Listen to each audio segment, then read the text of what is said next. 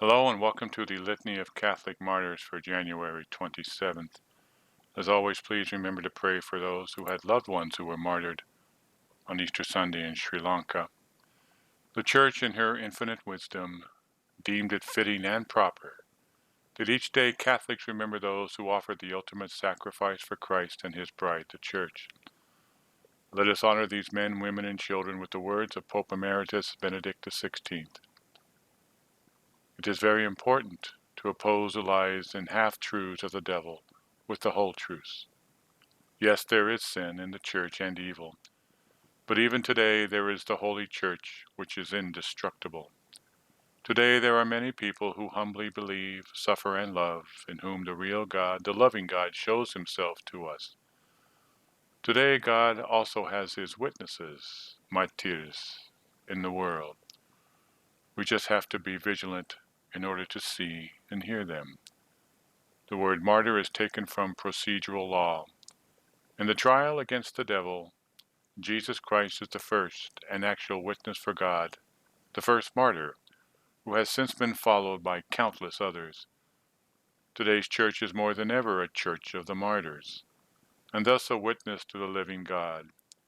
If we look around and listen with an attentive heart, we can find witnesses everywhere today, especially among ordinary people, but also in the high ranks of the church, like Cardinal Vigano, who stand up for God with their life and suffering. It is an inertia of the heart that leads us to not wish to recognize them. One of the great and essential tasks of our evangelization is, as far as we can, to establish habitats of faith and, above all, to find and recognize them. These are the men, women, and children that we honor today. At Constantinople, St. John, bishop, who was surnamed Chrysostom on account of his golden flow of eloquence, he greatly promoted the interests of the Catholic faith by his preaching and exemplary life, and after many toils closed his life in banishment. His sacred body was brought to Constantinople on this day in the reign of Theodosius the Younger.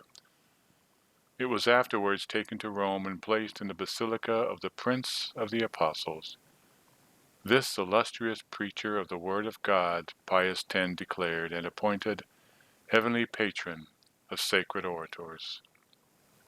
At Sora, St. Julian, martyr who had been arrested in the persecution of Antoninus and was beheaded because a pagan temple had fallen to the ground whilst he was being tortured. Thus he did win the crown of martyrdom.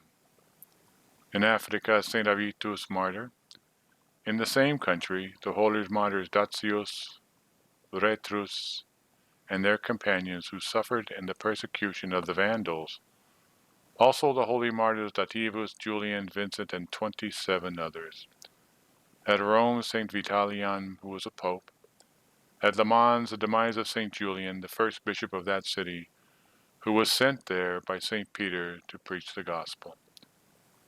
In the monastery of Bopacum, St. Mar, abbot, and finally at Brixen, St. Angela Marici, Virgin, foundress of the Order of the Nuns of St. Ursula, whose principal aim is to direct young girls in the ways of the Lord. By an indult of Pius VII, her feast is celebrated on the 31st of May. These are the men, women, and children that we honor today. As we go through our day, let us remember them and ask them for their intercession and their prayers. God bless each and every